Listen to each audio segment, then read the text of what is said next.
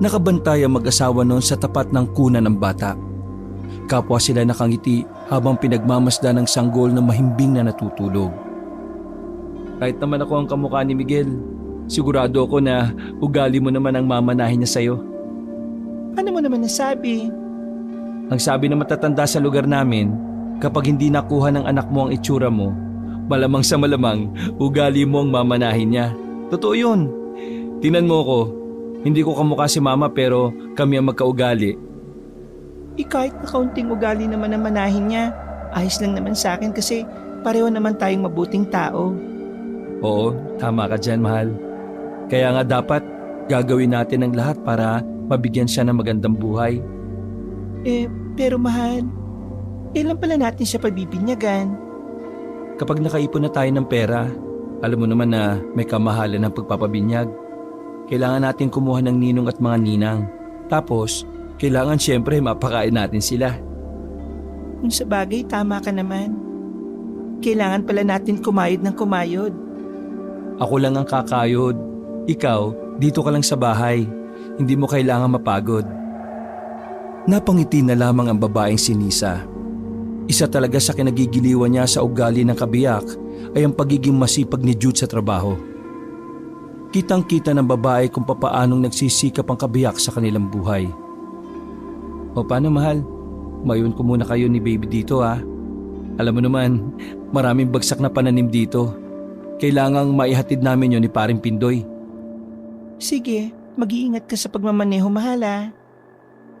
Hinalikan ni Jude ang asawa sa labi at lumabas na rin ng kanilang bahay. Huminga siya ng malalim habang nakangiti. Dahil sa hapon na yon ay kailangan na naman niyang magbanat ng buto. Driver si Jude ng truck ng gulay. Kasama niya si Pindoy na kanyang kababata. Hinahatid nila ang mga gulay na inaani at saka binabagsak sa iba't ibang lalawigan. Malaki naman ang kita dito. Ang kalaban lang ng dalawa ay ang antok. Dahil kadalasan sa mga biyahe nila ay inaabot na ng umaga. Nagmamadali nang maglakad si Jude patungo sa pinagpaparadahan ng truck. Hindi nagtagal ay natanong na rin niya ang kaibigang si Pindoy. Oh, buti naman dumating ka na. Late ka na ng 2 minuto, ha? Sus, nahiya naman ako dun sa 2 oras mong late kahapon. Ano, tuloy ba rin sa magdayong? Oo naman, oh. Bakit naman hindi? Ano bang sabi ni boss? Di ba nag-aalangan siya na maghatid tayo ron? Bakit nga ulit nag-aalangan si boss? Nakakalimutan ko na eh. Wala naman siya sinabi na eksaktong dahilan. Basta hindi lang daw siya komportable. Pero pumayag pa rin siya kasi malaking pera makukuha natin doon.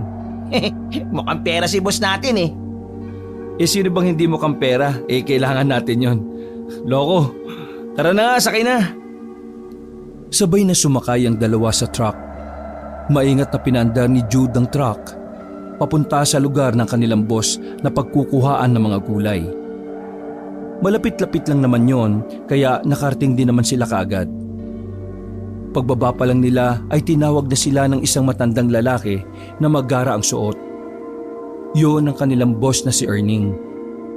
Mabilis namang silang lumapit doon. Seryoso lang ang mukha ni Mang Erning na magsalita ito. Handa na ba kayo ngayon? Opo naman, boss. Bakit po? May naging problema po ba tayo? Wala naman. Gusto ko lang namang malaman kung kondisyon kayo ngayon. Ayos na ayos naman kami, boss. Pero boss, ano po bang meron sa magdayong? Bakit parang nag-aalangan ka? Wala yon. May naalala lang ako.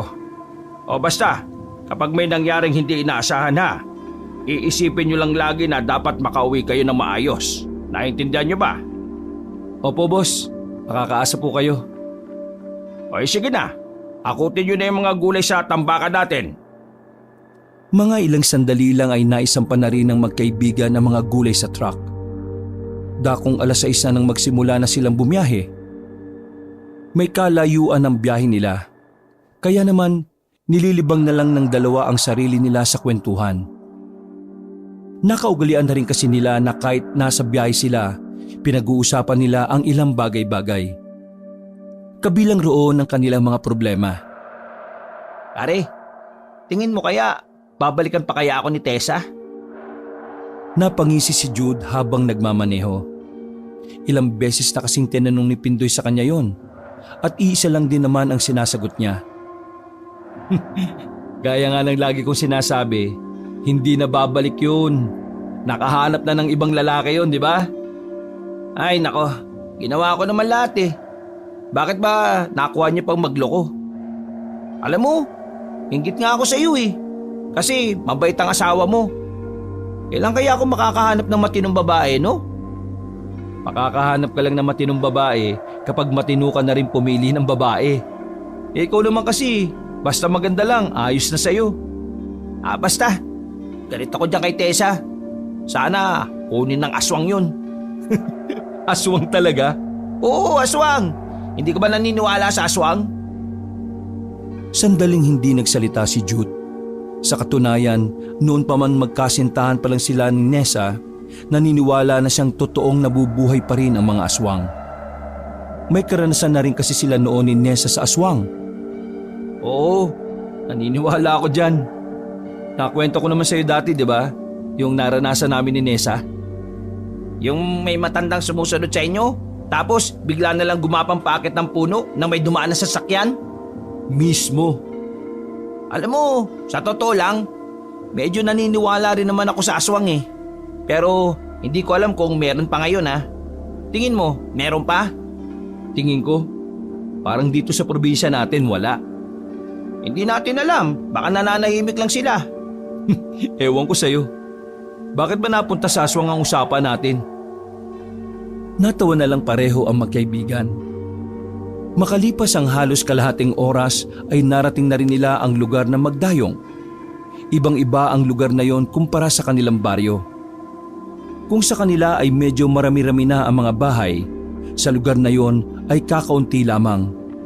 Mabibilang nga lang din sa daliri ang mga poste ng ilaw sa kalsada na gumagana. Binagala ni Jude ang andan ng sasakyan nang matanaw na nila ang arko ng isang baryo. Hininto ni Jude ang truck sa gilid.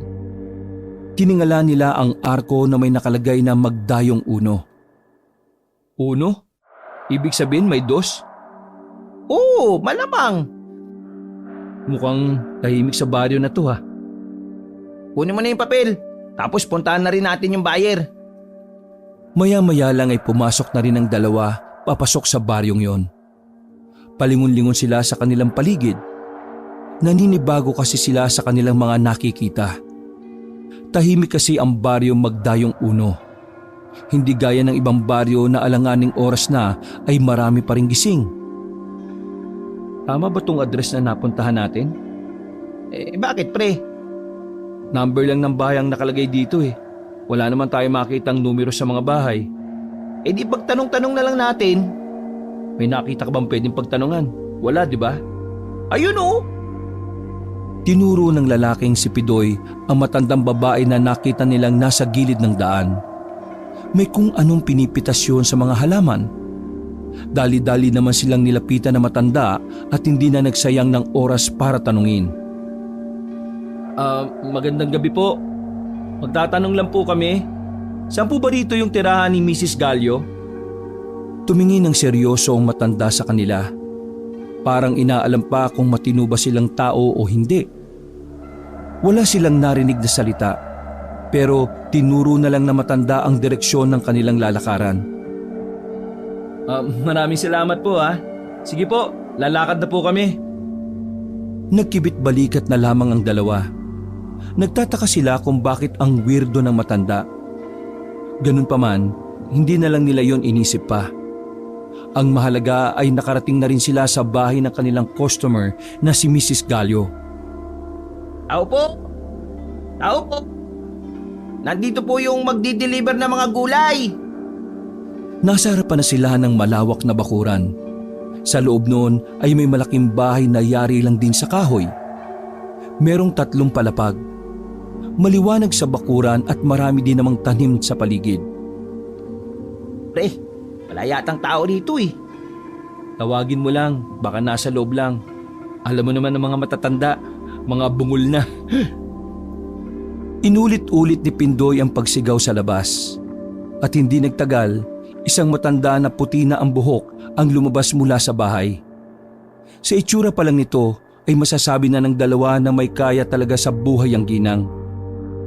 Umarap sa kanila si Mrs. Gallo na nakataas ang kaliwang kilay. Hindi nila inaasahan na may kasungitan din pala ang matanda. Para tuloy silang mga bata na hindi makapagsalita. Kayo ba ang dalawang maghatid ng mga gulay? Opo, kami nga po. Nasa na ang mga gulay? Hindi na po namin ipinasok dito. Medyo malubak po kasi ang daan eh. Baka malamog po yung ibang gulay. Pero pwede naman po namin bitbitin lahat papunta rito. Hindi na. Magpapasama na lang ako sa inyo ng tao. Sila ang magbubuhat. Sige po, maraming salamat po. Dalawang lalaki matatangkad at payat ang sumama sa kanila. Hindi sila kinakausap ng dalawa habang naglalakad sila patungo sa truck. Tahimik lang yon na parabang hindi sila nakikita. Pagdating nila sa mga gulay, walang sabi-sabi na pinagkukuha ng mga lalaki ang mga kargang sako ng gulay. Nagulat ang magkaibigan dahil tig-4 na sako kagad ang binuhat ng dalawang lalaki. Sa payat na mga yon, hindi inakala ni Jude at Pindoy na kakayanin ng mga yon na kumuha agad ng 8 sako. Walang Diyo. Ang lalakas pala. At ang galing pang magbalanse. Tingnan mo, hindi mo lang nahuhulog yung mga sako na nasa ulo. Mga tao ba talaga yan? Hayaan mo na. Ang mahalaga napadali yung trabaho natin. Bilangin mo na lang yung binayad kung tama at nang makaalis na tayo pagkakuha ng mga natitira. Tama naman. Kaso walang tip. Ang barat. Nang hakuti na ng dalawang lalaki ang mga natitirang sako, tumingin pa sila ng seryoso kay Jude at Pindoy. Akala nga na magkaibigan ay may sasabihin. Pero naghintay lang sila sa wala. Umiling-iling na lang sila. Noong mga sandaling yon, pakiramdam nila ay weirdo talaga ang mga taong nakatira doon. Nagbiro pa nga ang dalawa na baka hindi na inabot ng modernisasyon ang mga taga roon, kaya ganun ang mga kilos nila. Isang madaling trabaho lang ang nangyari nung oras na yon. Unang beses sa buwan na yon ay hindi sila nagbuhat papunta sa bahay ng customer. Bilang mga taga-deliver, malaking bagay na para sa kanila yon. 3:00 na madaling araw nakauwi si Jude sa kanilang bahay. Marami kasi silang pinaghatira ng mga gulay sa iba't ibang lugar. Napapangiti na lang si Jude habang binibilang ang pera na kinita niya. Sa isip-isip niya, malaki-laki ang madadagdag niya para sa pagpapabinyag ng anak. Kaunting tiis na lang anak, mabibinyagan ka na rin. Hindi mawala-wala ang ngiti ng lalaki sa kanyang muka. Nawawala ang kanyang pagod sa tuwing nakikita niya ang kanyang mag-ina. Kinaumagahan, 7:00 pa lang ay maingay na sa paligid. Dinig na dinig kasi nila ang usapan ng mga batikang tsismosa sa kanilang lugar. Ano na naman ang pinag-uusapan ng mga tsismosang ito sa labas? Yung anak na naman ba ni Aling Mela na maagang nabuntis? Hindi. Pinag-uusapan nila yung binyagang bayan daw sa Magdayong Uno. Ha? Binyagang bayan? Sa Magdayong Uno? Oo. Meron daw binyagang bayan doon.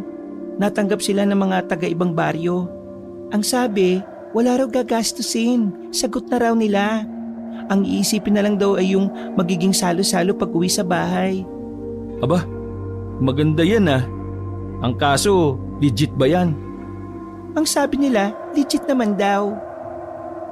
Nang dahil sa binyagang bayan na sinasabi ay napag-usapan ng mag-asawa ang bagay na yon. Hanggat maaari, gusto naman talaga ni Jude at Nisa na magkaroon ng sariling binyag ang kanilang anak. Pero sa liit lamang ng kinikita ng lalaki, matatagalan pa sila para mangyari yon. Kailangan na kasi nilang mabinyagan ng bata bago pa ito mag-6 na buwan. Ang paniniwala kasi ng pamilya ni Nisa, madali nang kakapitan ng masasamang elemento ang sanggol kapag lagpas 6 na buwan na bininyagan. Dahil likas na paniwalain ng pamilya ni Nisa sa mga kasabihan, maging ang babae ay sa binyagan ng bayan na lang din umasa. Wala rin namang magawa si Jude dahil aminado siyang hindi niya kayang agaran na binyagan ng sariling binyag ang anak. Sigurado ka na ba sa binyagang bayan na yan, mahal? Hindi kaya Magalit sa atin ang anak natin kapag nalaman niya balang araw na sa binyagang bayan lang siya nabinyagan? Mahal, sagrado din naman ang binyagang bayan dahil may basbas pa rin naman yon ng Diyos. Alam ko, maiintindihan rin yon ng anak natin balang araw. O sige, meron naman akong ipon para sa salo-salo rito sa bahay. Ay teka, ilang ninong at ninang ba yung kailangan dyan? Wala naman akong kilalang pwedeng maging ninang ng anak natin eh. Kaya si Pindoy at ang boss nyo na lang siguro ang kunin natin. O sige. Mamaya pagpasok namin, kakausapin ko si Boss Erning. Niyakap siya ng babae. Kahit na nag-aalangan siya sa binyagang bayan na yon, pinaubayan na lamang niya ang desisyon kay Nisa. Palagay niya kasi, si Nisa naman talaga kasi ang may karapatang magdesisyon pagdating sa anak nila dahil ito ang ina. Wala namang problema sa binyagang bayan, pre. Makakatipid ka pa nga eh. Magkasama na ang magkaibigan nung hapon na yon. Naglalakad sila patungo sa pinagparadahan ng truck. Napag-usapan ng dalawa ang tungkol sa binyagang bayan. Wala naman ng problema, pero kasi pwede naman kasing mag-ipon para magkaroon ng sariling binyagang anak namin, di ba? Ang kaso, may kakaiba kasing paniniwala ang pamilya ni Nise, kaya kailangan magmadali kami. Di ba, nakwento ko naman sa'yo, dapat masunod ang mga paniniwala nila. Kaso nung bago kami magsama, napagkasunduan na susunod ako sa mga tradisyon, paniniwala at kultura nila. Hirap talagang kalaban ng mga kamag-anak eh, no? Lalo na yung mismong pamilya ng asawa. Pero wala eh. Kailangan mo na talaga sigurong sumabay sa agos. Ang mahalaga naman dyan eh, mabibinyagan ng anak mo. O sige, kukunin kitang ninong at saka si boss ha. Ako? Bakit ako? Puro katarantaduhan lang ang may tuturo ko sa anak mo. Sira ulo, malamang turuan mo naman ang kabutihan no. Tsaka, ikaw lang naman ang malapit kong kaibigan sa lugar natin eh. Sa akin wala namang problema kasi magkaibigan naman tayo eh. Si Boss Erning kaya papayag? Sana pumayag. Sabi kasi, 2 ninong daw pwede. Di pag pumayag, tiba-tiba ang anak mo pre. Malaki magbigay ng pamasko yung si Boss eh. Ginawa mo pang mukhang pera ang anak ko loko. Tinigil na nila ang pag-uusap na yon nang makarating na rin sila sa bakuran ni Mang Erning. Nakaupo lang ang kanilang boss sa paborito nitong silya. Buti maaga kayo ngayon. Kunin nyo na yung nasa lamesa. 2 sobre? Nakita mo ng 2 sobre, sasabihin mo pa. Ibig ko pong sabihin, para saan po ito? Dagdag sahod para sa dineliver nyo kagabi sa Magdayong Uno. Uy, astig talaga ni boss oh. Salamat sa inyo, boss. Pagtingin nilang dalawa ay 1,000 piso ang nakita nila sa loob ng sobre. Nagtaka naman si Jude kung bakit sa dami ng pinaghatiran na nila, sa Magdayong Uno lang sila nagkaroon ng dagdag na sahod. Boss, matanong ko lang, bakit po kami may dagdag? Ay bakit ayaw mo? Akin na, dami mong talong eh. Ay, hindi po, biro lang boss. Bumuntong hininga na lamang ang matanda. Tumayo ito at sandaling humithit ng sigarilyo. Sige na, ihatid nyo na yung gulay sa mga lugar. Marami pong salamat ulit, boss. Tiningnan sila ni Mang Erning na parang naiirita. Paalis na sana ito nang biglang may pahabol si Jude. Boss, siya nga pala. Pwede ba kitang kuning ninong ng anak ko? Napatigil ang matanda at tinapon ng sigarilyo. Pero kung ayaw niyo po, ayos lang din naman po. Kailan ba ang binyag? Sa Biyernes po. Binyagang bayan po. Binyagang bayan? Opo, gusto niyo po ba? Hindi naman pwedeng tanggihan ang isang sanggol kaya anong magagawa ko? Sige, basta sabihan mo lang ako kung anong oras aalis sa araw na yon. O kaya sunduin nyo na lang ako dito. Naglakad na paalis ang kanilang boss. Tuwang-tuwa naman si Jude dahil sa pagpahayag na matanda. Salamat po! Ganadong ikinarga ng dalawa ang mga gulay sa truck. Hindi kasi talaga inakala ni Jude na mapapapayag niya ang kanilang boss. Si Mang Erning kasi ang tipo ng tao na mahirap imbitahan sa kung ano-anong okasyon. Palagi itong walang oras.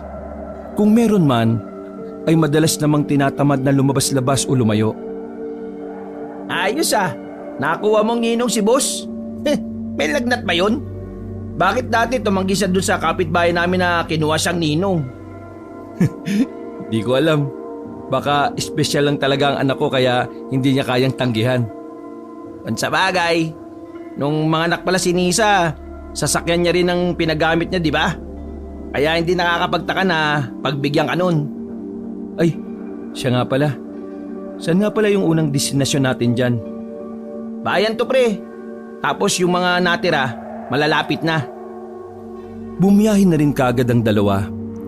Inuna na nilang puntahan ng bayan dahil malayo-layo yun sa kanila.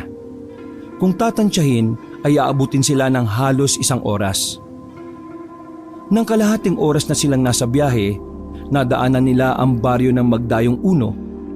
Sa hindi malamang dahilan ay nakaramdam sila ng kakaibang lamig. Tila ba may bigat sa pakiramdam nila nang maalala ang naging customer nila doon. Weirdo ng baryong yun, no? Weirdo nga. Pero hindi ko ba nasabi sa iyo na doon gaganapin yung binyagang bayan? Ha? Doon? Sigurado ka ba? Parang wala naman ako nakitang simbahan doon ah. Meron daw, sabi ni Nisa. Sa mga nakausap niya, bandang dulo pa raw ng Magdayong Uno, yung simbahan nila. Ah, ganun ba? Pero di ba parang ang pangit naman na binyagang bayan tapos dun pa sa lugar na akala mo hindi uso yung ingay? Wala tayong magagawa eh. Libre na nga lang eh. Sponsor daw yun nung mayamang negosyante na taga roon. Bukas may pupunta sa baryo natin para kausapin ang mga magpapabinyag. Kung sa bagay, nakakapanghinayang din naman kung palalagpasin natin yung ganyang oportunidad. Pero, uy! Hinto! Agad na napaapak ng preno si Jude nang biglang may sumulpot na baboy ramo sa harapan ng kanilang truck. Muntikan na nila yung masagasaan. Mabuti na lang ay alerto din ang utak ni Jude noong mga oras na yon. Malalalim na paghinga ang ginawa ni Jude. Kahit na kasi hayop lang yon, ay ayaw na ayaw pa rin niya na merong siyang masasagasaan. Pagtingin nila sa tapat ng truck ay nakatingin lang sa kanila ang baboy ramo. Hindi na muna pinaandar ni Jude ang sasakyan dahil masyado pa siyang naggulat sa nangyari. Nakita nilang naglakad na ang baboy ramo papunta sa gilid. Sa mismong parte kung saan naroon si Jude. Laking gulat ng dalawa nang bigla na lang may lumitaw na tao roon at nagsalita. Ayusin niyo ang pagmamaneho niyo ah. Baka makabangga kayo ng ibang nilalang. Naglakad na rin ang lalaki palayo. Sandaling natamimi ang magkaibigan sa sinabi ng lalaki. Sakalang nila namukhaan ng lalaking yon nang wala yon sa paligid.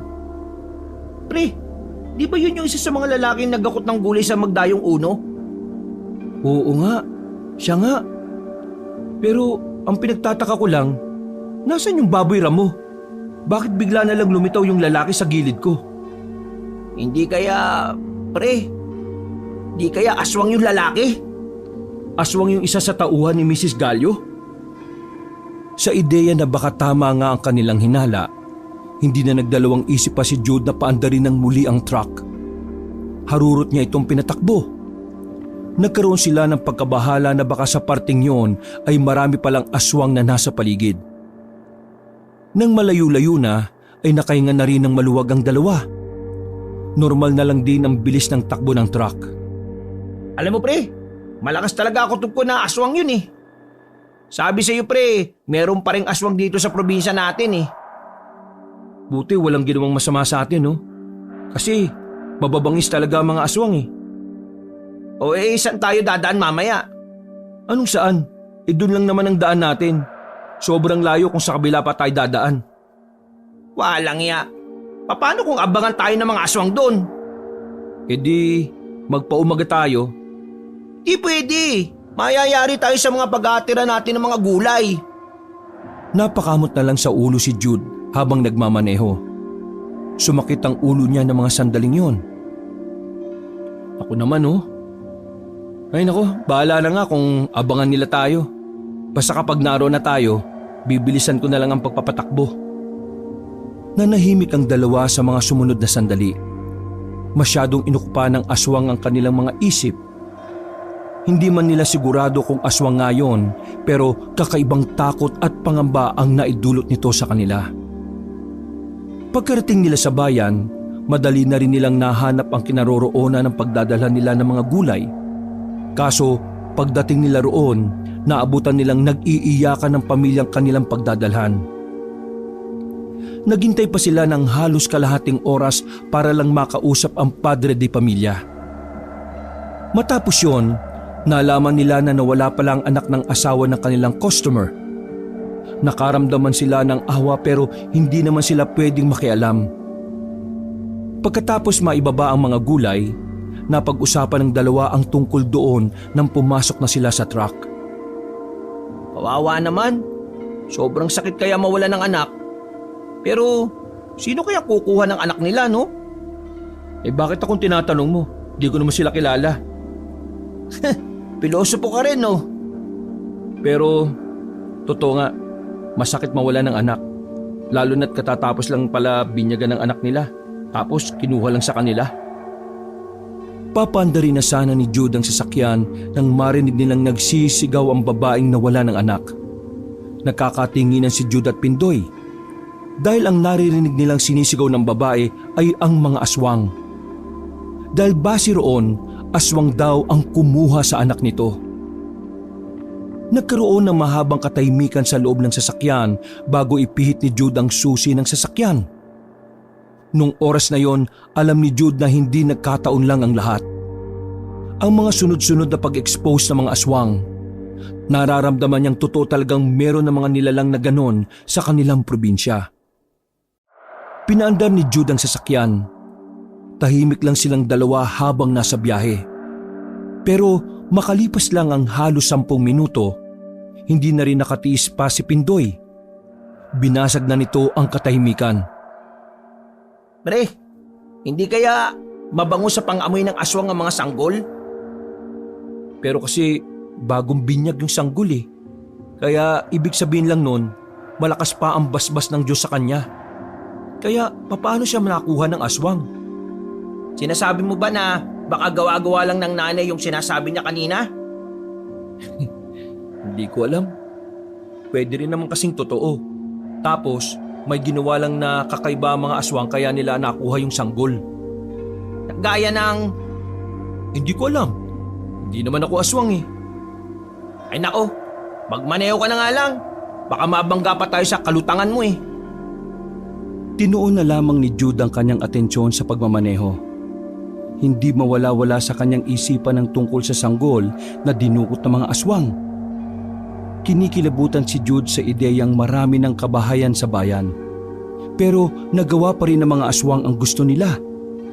Dahil doon, napagtanto ni Jude na talagang walang pinipiling lugar ang mga aswang. Napalunok ng laway ang lalaki. Sinubukan niyang kumalma dahil marami pa silang pupuntahan. Makalipas lang ang 1 oras, nakarating na rin sila sa pangalawa nilang paghahatira ng gulay. Malapit-lapit din naman yon sa iba pa, kaya hindi na rin sila nahirapan. Dakong 3:00 na madaling araw nang matapos sila. Mas maaga na yon kumpara sa mga nauna nilang pinaghahatiran. At dahil may oras pa naman silang dalawa, dumaan na muna sila sa kilalang kapihan sa kanilang lugar. Isang malawak na bakuran yon at may mga nakalatag lang na mga lamesa at silya. Agad naman silang pumesto at lumapit naman sa kanila ang isang babae na kukuha ng kanilang order. Pagkatapos nilang magkape ay umuwi na rin ang dalawa. Pagdating ni Jude sa kanilang bahay ay napaupo muna siya sa tapat ng pintuan. Humikab siya sandali at inilabas ang perang kinita sabay binilang. Pambihira. Baliktad ang epekto ng kape sa akin ha. Di bale, mukhang nakarami naman kami ngayon. Nakangiti habang binibilang ni Jude ang pera. Kahit na may mga nangyaring kakaiba ng gabing yon, kahit na papaano ay masaya pa rin si Jude dahil higit na mas malalaki ang mga kinikita niya kumpara sa mga nagdaang buwan. Tanghali na nang magising si Jude kinabukasan. Dinig niya ang iyak ng kanilang anak sa kanilang maliit na sala. Paglabas niya ng kanilang kwarto ay nakita niyang karga ni Nisa ang sanggol. Mahal, dumating nga pala kanina yung taga-simbahan na nag-interview. Yung para sa Binyagang Bayan. Nakausap na niya ako. Kumusta naman daw? Wala naman kami naging problema. Ayos na. Kailangan na lang natin maganda sa Biyernes. Mabuti naman kung ganon. Ay, siya nga pala. Pumayag pala si boss. Tapos si Pindoy naman, sure naman yon. Ay, mabuti naman kung ganon. Mahal, kapag ba magpapabinyag, di ba kailangan talaga ng pari? Oo naman, kasi pare ang magbibinyag eh. Bakit mo naman naitanong? Wala lang. May mga narinig kasi akong kwento na may mga nagpabinyag daw doon, pero hindi pare ang nagbinyag kundi kapitan. Baka naman kasi sa ibang parte na magdayong yon.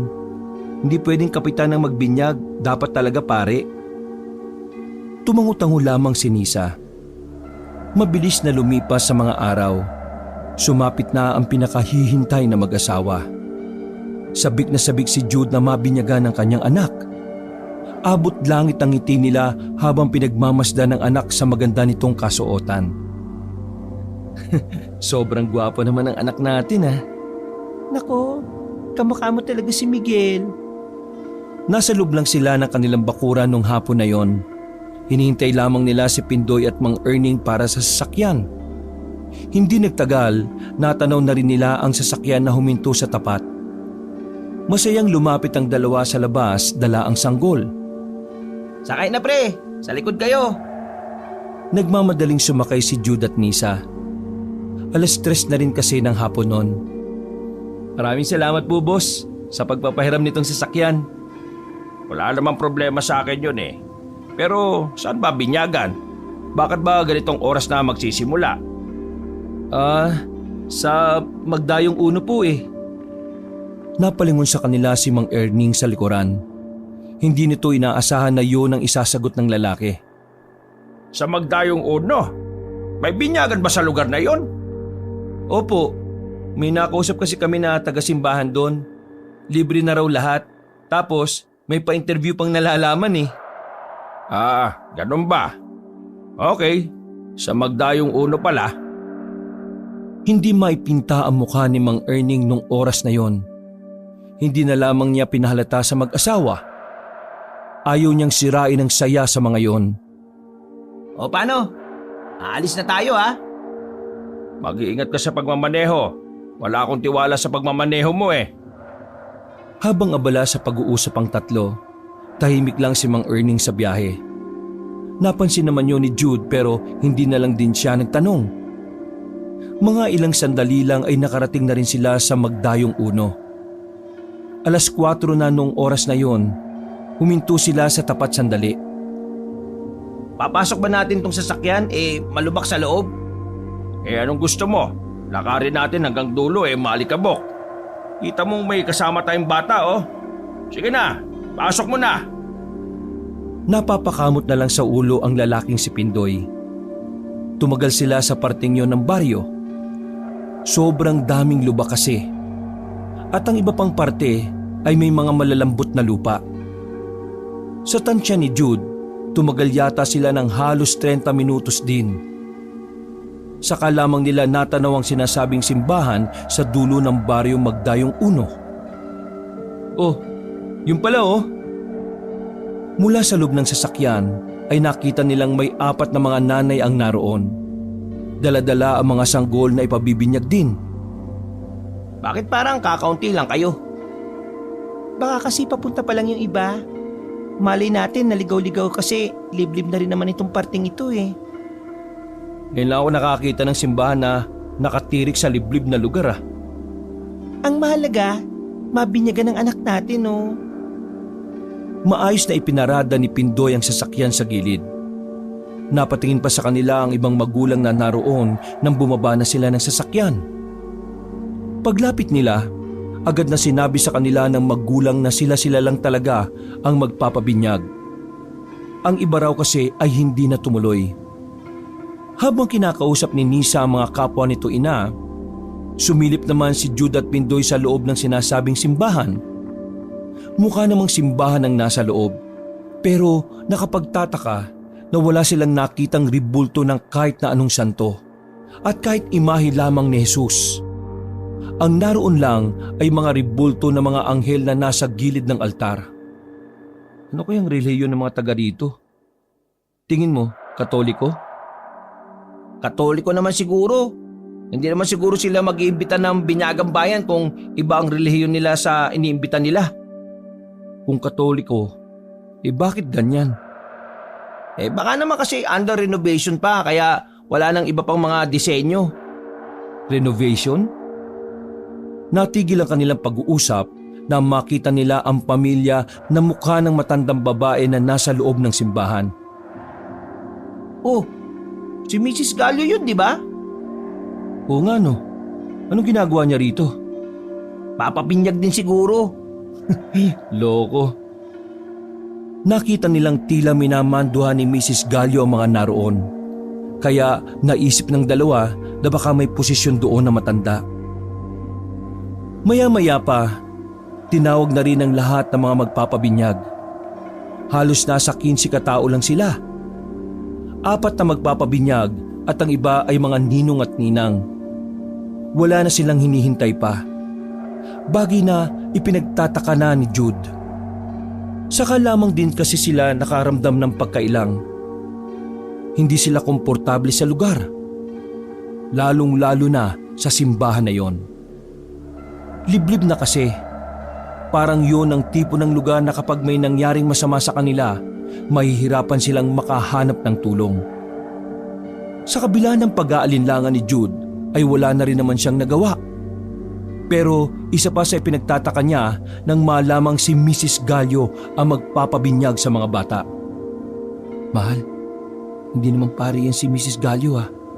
Hindi ba sinasabi sa inyo na hindi pare ang magbibinyag? Hindi, wala namang sinabi. Ayos lang ba yung ganyan? Parang hindi yata yan. Ako ang namumuno sa baryo ng Magdayong Uno. Isang Katoliko na tagasunod sa utos ng Diyos. Ako ang magbibinyag sa mga bata. Kung nagtataka kayo kung bakit walang pari, yun ay dahil hindi pari ang nagbibinyag sa amin dito. Sapat na ang isang taong may matinding pananampalataya sa Diyos ang maaring magsagawa ng binyagan. Pagkatapos ng binyag, wala na kayong iintindihin. Sagot na namin ang lahat. Kahit ang handaan ay dito na rin gaganapin. Teka, akala ko ba may sarili tayong handaan? Ano to? Iwan ko, pero hayaan na natin. Ang mahalaga makatipid tayo. Nisa naman, hindi na tama yung nangyayari. Mahal, igalang natin ang binyag ng mga bata. Napabuntong hininga na lamang si Jude. Hindi na rin ito nagsalita nang makitang napatingin sa kanya si Mrs. Gallo. Sinimulan na ng matanda ang seremonya. Mga ilang sandali lang ay inilapit na rin ang mga sanggol. Sa halip na tubig ang ibubuo sa ulo ng mga yon, ay isang likidong itim ang ibinuhos. Maging ang ibang mga magulang at ninong at ninang ay nagtaka. Pero hindi na rin sila nakaalma dahil tuloy-tuloy ang ginagawa ng mga alalay ni Mrs. Gallo. Matagumpay na nabinyagan ng mga sanggol. Ganap na silang Katoliko. Sumunod kayo sa amin at magkakaroon tayo ng munting salo-salo para sa mga bagong anak ng Diyos. Nauna nang naglakad sila Mrs. Gallo. Samantalang nagpaiwan naman sandali sila Jude sa simbahan. Tingin ko, hindi na tayo dapat sumunod pa sa kanila. Umuwi na tayo. Mahal naman. Bakit ba? Ano bang problema mo? Kanina ka pa. Hindi mo ba napapansin? Ang daming mali. Ibang-iba ito sa binyagang bayan na inaasahan ko. Oo nga, Mare. Ang weird talaga eh. Paano ibang-iba? Ang pagkakaiba lang eh. Ito ang oras para ikaw naman ang makinig kay Jude. Hindi na rin maganda ang pakiramdam ko sa lugar na ito. Ang totoo niyan, noon pa man ayaw ko na rito. Boss, anong ibig niyo sabihin? Bumalik na tayo sa sasakyan at doon ko na lang sasabihin. Mahal, tara na, umuwi na muna tayo. Nakasimangot ang babaeng si Nisa. Dahil nagkasundo naman na ang tatlo, wala na rin namang nagawa ang babae. Paglabas nila ng sasakyan ay hindi nila inaasahang inaabangan pala sila ni Mrs. Gallo. Nagulat pa ng bahagya si Jude. Saan kayo pupunta? Hindi ba kayo sasama sa pagdiriwang? Maraming salamat na lang po. May mga niluto rin kasi kaming pagkain sa bahay eh. Wala kasing naiwan doon. Masasayang lang kung mapapanis o marurumihan. Pero kasama sa tradisyon na dito ginaganap ang pagdiriwang dahil nandito ang diwa ng Panginoon. Kaya Iba ang tradisyon nyo sa tradisyon ng iba. Huwag mong ipilit na sundin nila. Maraming salamat po talaga pero kailangan na po talaga naming umuwi eh. ang batang yan, Tiningnan ni Mrs. Gallo nang makahulugan ng sanggol na si Miguel. darating ang panahon na kailangan niyang bumalik dito. Ano pong sinasabi nyo? Hindi namin kayo maintindihan ah. Tara na. Kakagat na ang dilim. Baka mahirapan pa tayong makauwi nito. Hindi na nila pinansin ang mga sinabi ni Mrs. Gallo. Naglakad na sila palapit sa sasakyan. Bago sila makasakay, nakita pa nila ang matanda na masama ang tingin sa kanila. Ganun na rin ang iba pang mga taong naroroon. Jude, ikaw na magmaneho para mabilis. Baka masira ang sasakyan nyo, boss. Maraming lubak eh. Tsaka baka mahilo po si baby. Mamili ka. Mahilo ang bata o masira itong sasakyan ko o maabutan nila tayo at mamatay tayong lahat. Mamamatay tayong lahat? Bakit? Paandarin mo muna at nang makaalis na tayo. Dali-daling pinagana ni Jude ang makina ng sasakyan. Wala na itong sinayang na panahon. Agad nitong pinaandar ang sasakyan at umalon-alon pa ang sasakyan dahil sa may kabilisan ng kanilang andar sa malubak na daan. Ang aswang ang mga naririto. Agad na nagtayuan ang mga balahibo ni Jude at Nisa nang marinig yon kay Mang Erning. Boss, anong aswang? Nung nakaraan ko lang din nalaman. Bago kayo mag-deliver dito ng gulay, may kakilala akong nakatuklas na mga aswang ang nakatira sa baryong ito. Ngayon, hindi na natagpuan ang kakilala kong yon. Kaya nag-aalala ko sa inyo nung gabing yon. Kasi kahit hindi ko pa sigurado kung totoo nga sinasabi ng kakilala ko, nararamdaman ko rin na meron talaga eh. Kanina pagpunta natin dito, kumulo ang langis na ito. Pinakita ni Mang Erning ang langis na nasa botelya, na noong mga sandaling yon ay kumukulo pa rin. Boss naman, kung alam mo na palang aswang yung mga naririto dapat sinabi mo kagad para hindi na tayo tumuloy. Ayaw ko namang sirain ang kaligayahan ng mag-asawa. Isa pa, hindi ko pa naman sigurado kanina habang nasa biyahe tayo eh. Kutob pa lang ang meron ako. Pero pagdating natin sa simbahan, saka na ako nakumbinsi. Mang Erning, hindi ka naman po nagbibiro ano? Iha, sa tingin mo, magmamadali ako makaalis kung nagbibiro lang ako? Natameme ang babae, habang si Jude naman ay tahimik lang na nakatingin sa dinaraanan nila. Pero ang totoo, labis-labis na ang kaba nitong nararamdaman. Lalo pat mahaba-haba pa ang tatakbuhin ng sasakyan palabas. Mahal, totoo ba ang sinasabi ng boss mo? Totoo man o hindi, dapat makaalis na tayo rito. Kaya hawak mo ng maayos si Miguel ha. Mas bibilisan ko pa. Pre, parang may sumusunod na yata sa atin Paglingon nila sa likuran, nakita nilang may mga mangilan-ngilan ng kalalakihan ng tumatakbo. Mas lalong kinabahan si Jude kaya mas lalo nitong binilisan ang pagpapatakbo. Laking pasasalamat nila nang ligtas silang makalabas ng baryong yon. Habol ang kanilang hininga dahil sa sobrang kaba, kahit na nakaligtas na sila, hindi pa rin nawawala sa kanilang dibdib ang takot at kilabot. Tumigil sila sa pamamahay ni Mang Erning. Pansamantala muna silang nanatili roon habang nagpapakalma. Tulala at balisa silang lahat habang humihigop ng mainit na kape. Mahal, sorry hindi ako nakinig sa iyo Kasalanan ko kung bakit tayo humantong sa ganito. Mahal, Huwag mong sisihin ang sarili mo. Alam kong ang ginawa mo ay para lang din sa anak natin. Tsaka kahit tumuloy man kayo o hindi, gagawin at gagawin pa rin naman nila yun eh. Nakakaawa yung ibang magulang na naiwan doon. Ano na kaya nangyari sa kanila? Ano kaya pwede nating gawin? Isumbong natin sa pamunuan ng barangay? Sa polis? Wala naman tayong ebidensya eh. Baka pagtawanan lang tayo ng mga pagsusumbungan natin. Anong gagawin natin? Wala. Ang kailangan nyo lang gawin ay mag-ingat. Lalo ka na Jude at Nisa. Ingatan nyo ang anak nyo. Nasisiguro ko na maghahabol sila sa sanggol. Mahal, totoo ba yun? Kukunin nilang anak natin? Huwag ka mag-alala, mahal. Hindi ko naman kayo pababayaan eh. Magtatanong-tanong ako sa mga matatanda kung ano ang mga nalalaman nilang pangontra sa mga aswang. Niyakap na lamang ni Jude ang kanyang nababahalang asawa. Kapwa nila hinaplos ang kanilang anak na walang kamalay-malay sa mga nangyayari. Makalipas ang ilang sandali, kinailangan na rin magpaalam ni Jude at Nisa kay Mang Erning. Matapos magpasalamat ay lumabas na rin sila ng bahay na yon. Kasabay nilang naglakad si Pindoy. Parang tanga tuloy silang palingon-lingon sa likuran. Nagiging tamang hinala na sila sa bawat maririnig nilang mga ingay. Pre, liliko na ako dito ha. Mag-iingat kayo ni Mari. Ikaw ang mag-ingat, wala kang kasama eh. Parang timang naman to. Nananakot pa eh. Sige na, alis na ako. Damuho ka talaga oh. Nagmamadali nang maglakad si Pindoy paalis. Pinagpatuloy naman na mag-asawa ang kanilang paglalakad. Pagkarating nila sa bahay, naabutan nilang sobrang lamig na ng mga nailuto nilang pagkain.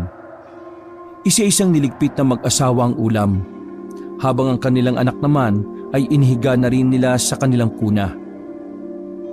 Maagang nagsarado ng bahay si Jude at Nisa nung gabing yon. Kada bintana ay nilagyan na lang nila ng mga kandado. Doble-doble rin ang kandado ng kanilang pintuan sa takot na dalawin sila ng mga aswang.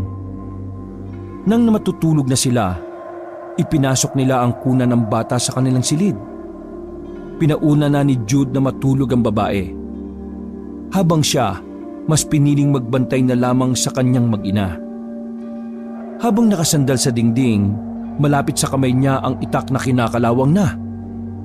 Nang lumalim na ang kinagabihan, naramdaman na ni Jude na parang may umaali-aligid na sa kanilang bahay.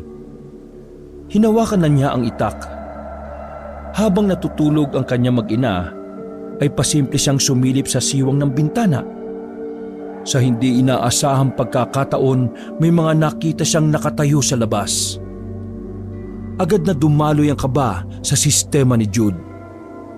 Bigla na lang din siyang pinagpawisan ng malamig. Sinubukan niyang kumalma. Nakikiramdam lang siya sa paligid. Mga ilang sandali lang nakarinig na si Jude ng malalakas na katok sa kanilang pintuan. Maging ang kanyang asawa na si Nisa ay nagising din. Huwag kang maingay, mahal. Akong bahala. Mahal, pakiusap, mag-iingat ka. Ayos lang ako. Dito ka lang, bantayin mo si baby. Marahang lumabas ng silid ang lalaking si Jude, dala ang kinakalawang na itak. Mga ilang sandali lang narinig na lamang niyang may nagsalita sa labas. Isang pamilyar na boses. Nandito kami para kunin ang bata.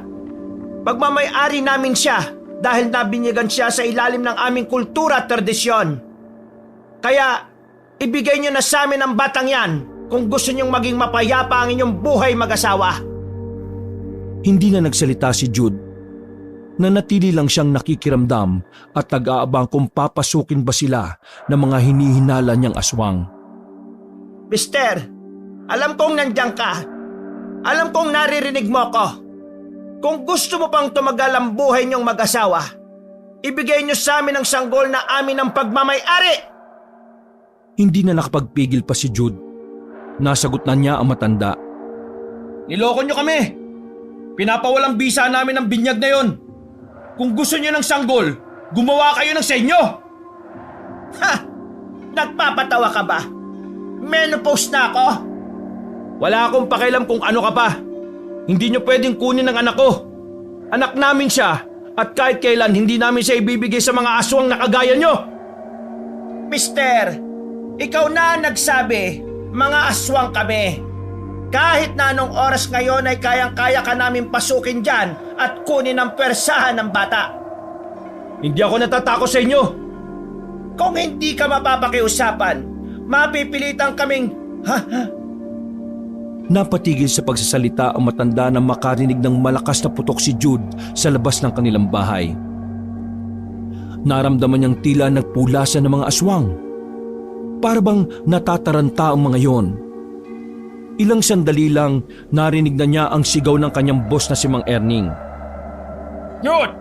Nandiyan ba kayo? Ayos lang ba kayo? Hindi na nagdalawang isip si Jude na buksan ang pintuan. Bumungad sa kanya ang boss na may daladalang shotgun. Kasama nito ang ilan sa mga tauhan nito. Mabuti po dumating kayo, boss pare. Malapit na nila kami pasukin eh. Ang maigi pa, doon na muna kayo sa bahay. Delikado rito sa bahay nyo dahil madali itong mapapasok. Maraming salamat po talaga, boss pare. Sige na, bilisan nyo na. Habang hindi pa bumabalik ang mga aswang na yon. Agad na pumasok si Jude sa kanilang silid. Mahal, nasa labas sila boss pare. Doon na muna tayo sa kanila. Agad na nag-impake ang mag-asawa. Binalot nila ng makapal na kumot ang kanilang anak. Lumuwag lamang ang kanilang kalooban na makarating na sila sa pamamahay ni Mang Erning. Kampante naman ang mag-asawa na ligtas sila roon dahil bato ang bahay ni Mang Erning. Bukod pa roon ay meron din itong gwadya na nagbabantay sa labas ng bahay nito. Maraming salamat po talaga, boss pare. Hindi ko na alam ang gagawin ko kung hindi kayo dumating eh. Masama talaga ang pakiramdam ko kanina kaya naisipan kong puntahan ka pare. Sakto naman na may mga aswang na pala sa tapat ng bahay ninyo. Sa nangyari kasi na binyagan, alam ko na baka balikan nila kayo para kunin ang bata. Yun nga pong sinabi sa akin kanina ni Mrs. Gallo eh. Hindi nila kami patatahimikin hanggat hindi nila nakukuha sa amin yung anak ko. Kaya maraming salamat po talaga sa inyo, boss pare. Tumigil ka nga sa kakapasalamat mo.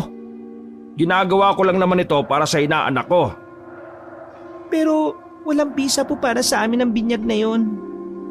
Kahit na, ninong pa rin ako niyan kapag nabinyagan niya sa totoong simbahan.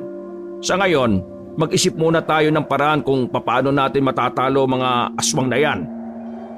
Sige, boss pare. Mas kailangan yata natin silang iwasan kaysa labanan eh. Wala tayong sapat na karanasan sa pakikipaglaban sa kanila. Kaya naman, malaki ang tsansa na mapahamak lang po tayo. Mas maigi siguro kung aalis na lang kami ng probinsyang ito eh. Jude, pare, alam mo, kahit saan kayo magpunta, hahanapin nila kayo. Mahalaga ang buhay ng bata para sa kanila. Ikaw na rin ang nagsabi, hindi nila kayo titigilan. Ano nga po ang gagawin natin? Huwag kayo mag-alala. Meron akong kakilala na magaling na antingero. Antingero? Ano po yun? Antingero?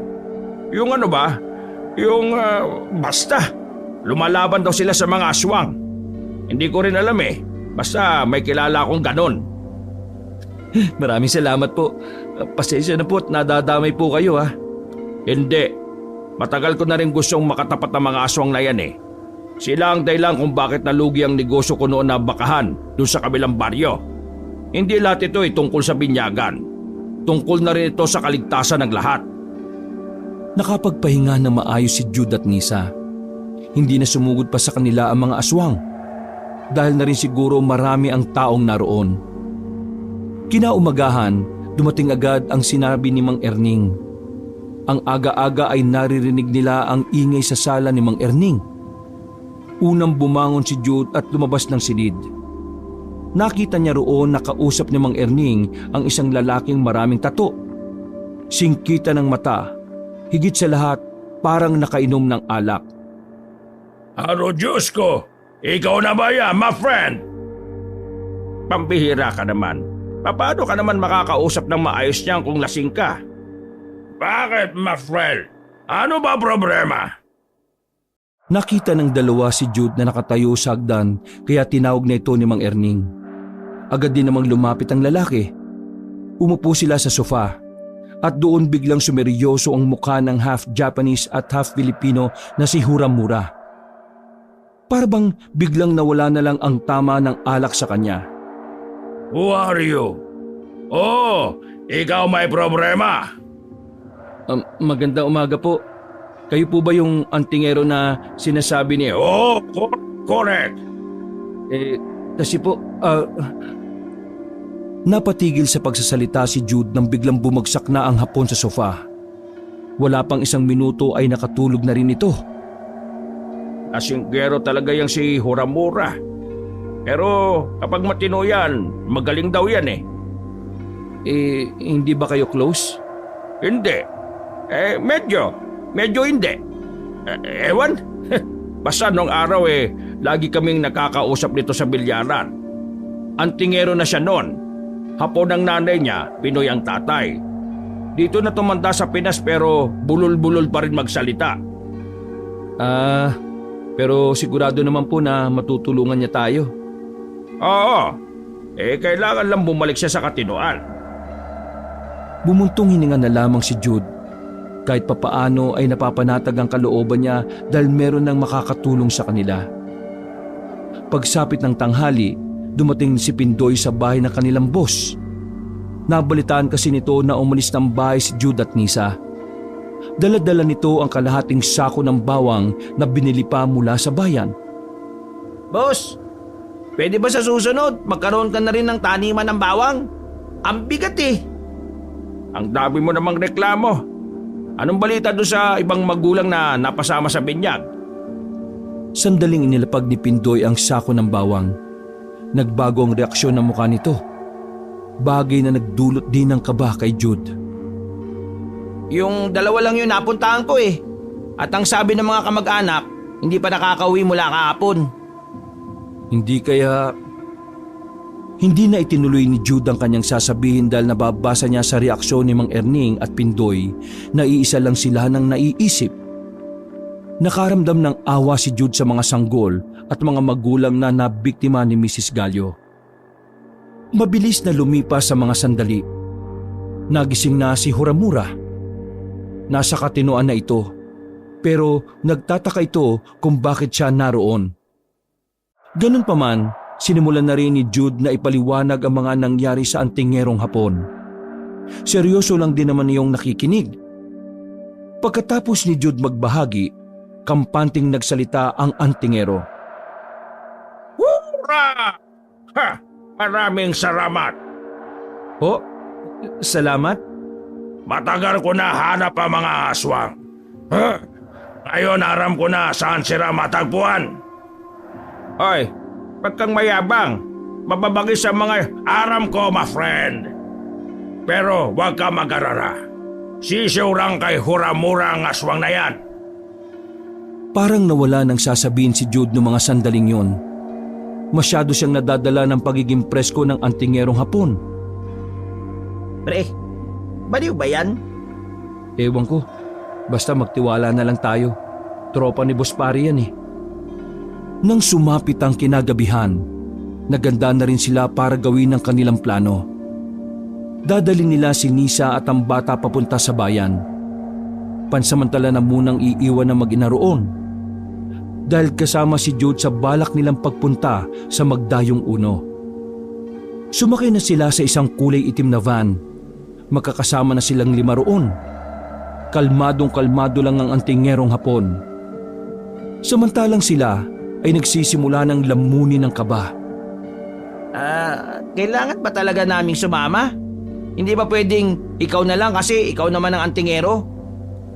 Ikaw ba, Duwag? Ako? Duwag? Hindi ah. Manahimik ka dyan.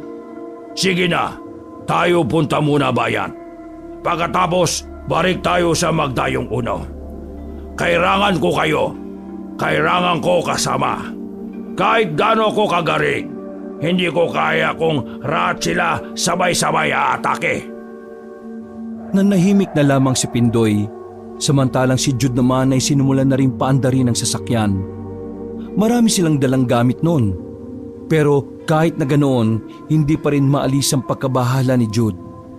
Hindi naman kasi siya sanay sa gulo at mas lalong hindi rin siya sanay na kumalaban ng mga aswang. Kaya wala siyang ideya kung ano ang may tutulong niya sa gagawin nila. Sa mga unang minuto ng kanilang biyahe ay payapa lang silang nasa sasakyan. Mabagal lang ang pagpapatakbo ni Jude dahil may kadiliman na rin ang kanilang dinaraanan.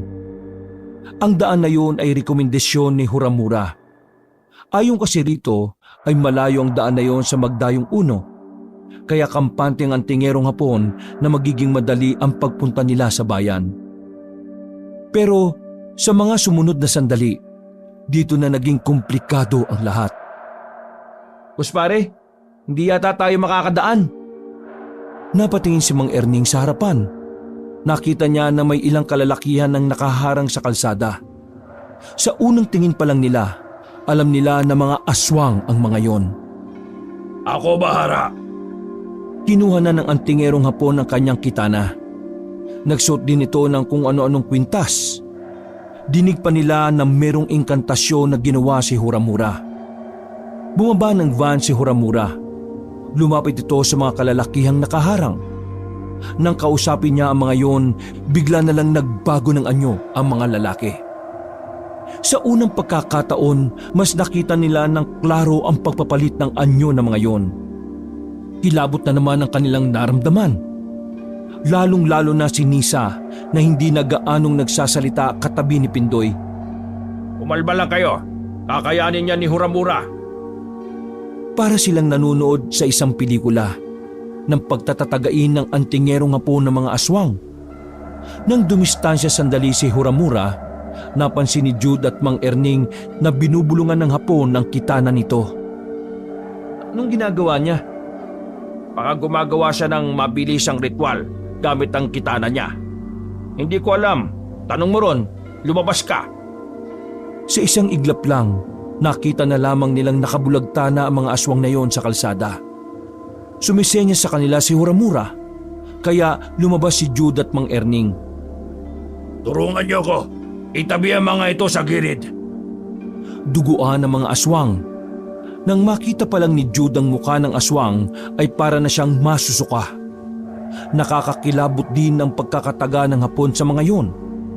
Natatakot man, hinawakan na lamang ni Jude ang isa pang aswang sa paa. Hinila niya yon paalis sa gitna. Kailangan natin birisan. Maria ko tansya. Di ko aram. Bakit sila nandito? Hindi ka ba nasaktan? Hanggat di abot bito ka, di yon masakit. Nauna nang maglakad papasok ng van ng Hapon habang dumudugo ang hinlalaki nitong daliri. Pero wala yung nararamdamang sakit. Dito na napagtanto ni Jude na baka dahil yon sa mga anting-anting na suot ni Huramura.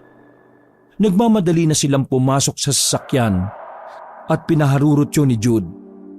Mabuti na lang talaga at likas na mahusay si Jude sa pagmamaneho. Kaya naman nakarating na rin sila ng bayan ng walang napapahamak sa kanila. Dinala nila si Nisa at ang anak ni Jude sa isa pang bahay ng Mang Erning sa bayan. Ligtas naman yun doon dahil sa parting yun ay marami mga beer house na buhay sa gabi. Kaya naman malabong mapuntahan sila ng aswang doon. Ipangako mo sa akin na babalik ka ng ligtas, ha? Ayaw kong lumaki ang anak natin na walang ama. Huwag ka mag-alala, mahal. Mag-iingat ako. Hindi ako mapapahamak. Para sa'yo, para kay Miguel, para sa pamilya natin. Hinalikan ni Jude ang kanyang asawa. Napangiwi naman si Pindoy dahil sa inggit. Matapos ang pamamaalam ay pinapasok na rin ni Jude sa loob ng bahay ang kanyang mag-ina. Inalalayan naman si Nisa na matandang babae na namamahala sa bahay ni Mang Erning. Handa kayo dapat. Tayo papasok sa lugar ng mga aswang. Ikaw, Raraki, tandaan mo, gagawin mo to para wala na aswang hahabor sa anak mo. Mariwanag? Oo, gagawin ko makakaya ko para protektahan ang mag-ina ko. Kung ganon, tayo na. Nagsimula silang bumiyahe patungo sa Magdayong Uno. Sa mga pagkakataon na yun ay batid ni Jude na 50-50 ang tsansa na makalabas pa sila ng buhay. Maring yun na rin ang huli nilang sandali. Pero ipinagdasal na lamang ni Jude na sana magawa nilang ipanalo ang laban na yon. Tahimik lamang si Jude habang sila ay nasa biyahe. Si Mang Erning at Huramura sa likuran. Naglilinis ng talim ng itak at kitana. Huwag kayo matakot. Ako kabisado naag-aarawan ng mga aswang. Isa pa, kayo di naman raraban ng matagar. Aaralay lang kayo sa akin. Ako bahara sa inyo. Mariwanag! Tumangutango lang sila. Hindi nagtagal, nakarating na rin sila sa Magdayong Uno. Katulad ng inaasahan, isang nakabibinging katahimikan ang sumalubong sa kanila. Sa sobrang tahimik, nakakadagdag yon sa pangamba ni Jude. Erning, kaya ba na ang buto mo? Sinaulo ka bang hapon ka? Malamang oo. Naglakad na rin sila papasok ng baryong yon. Dikit na dikit silang apat. Si Pindoy ay nakakapit na sa jacket ni Mang Erning. Nakulang na lang ay yakapin na niya ang matanda. Si Jude naman maigpit lang ang hawak sa itak na daladala. Hindi mapakali ang kanyang mata sa kakalingon sa bawat gilid at likuran. Nandyan na sira. Tigir muna. Nagsimula ng manginig ang tuhod ni Jude. Habang si Pindoy naman ay parang nanigas. Hindi pa yun makakabalik sa katinuan kung hindi pa babatukan ni Mang Erning. Nagsilabasa ng mga aswang mula sa mga gilid ng bahay. Nakita rin nila Mrs. Gallo na ayon kay Huramura matagal na niyang hinahanap ang matandang yon. Kumbawa! Makulit ka talagang hapon ka. Kahit anong gawin ko, palagi mo na lang akong nahahanap. Pinahanga mo na naman ako. Lagi mo ko natatakasan.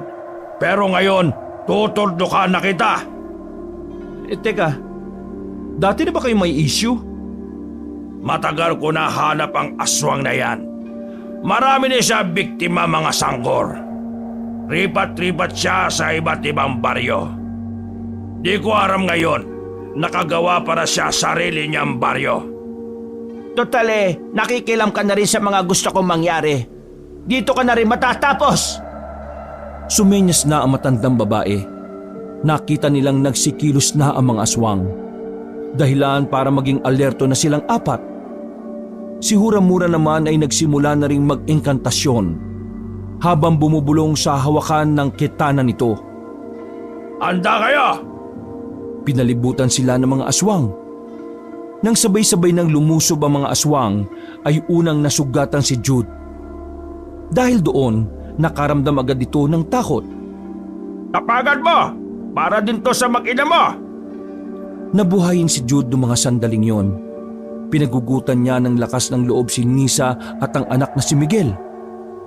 Bigla na lamang nitong tinaga ang isang aswang na nasa likuran na ni Huramura. Sa puntong yon, para bang nabura na ang pag-aalinlangan sa kalooban ng lalaki. Ganado at determinado na itong maipanalo ang lahat ng yon. Marunong ka para hawak ng armas. Pinahanga mo si Huramura. Sabay nilang tinaga ang mga aswang na lumapit sa kanila. Nakakasabay rin naman si Mang Erning kahit na may edad na. Ganon din naman si Pindoy na parang nag-i-enjoy na rin sa ginagawa. Ang sarap pala sa pakiramdam pag pumapas lang ka ng aswang. Sa isang iglap lang, nalagasan agad ng 8 aswang ang hanay ni Mrs. Gallo. Para sa kanila, magandang senyalis na yon na nakakalamang sila sa laban. Magaling ang ginawa ninyo. Pero kayanin nyo kaya kung sabay-sabay na silang lulusob? Hura! Masyado mo kami mamarit. Di mo na aram kung ano ako.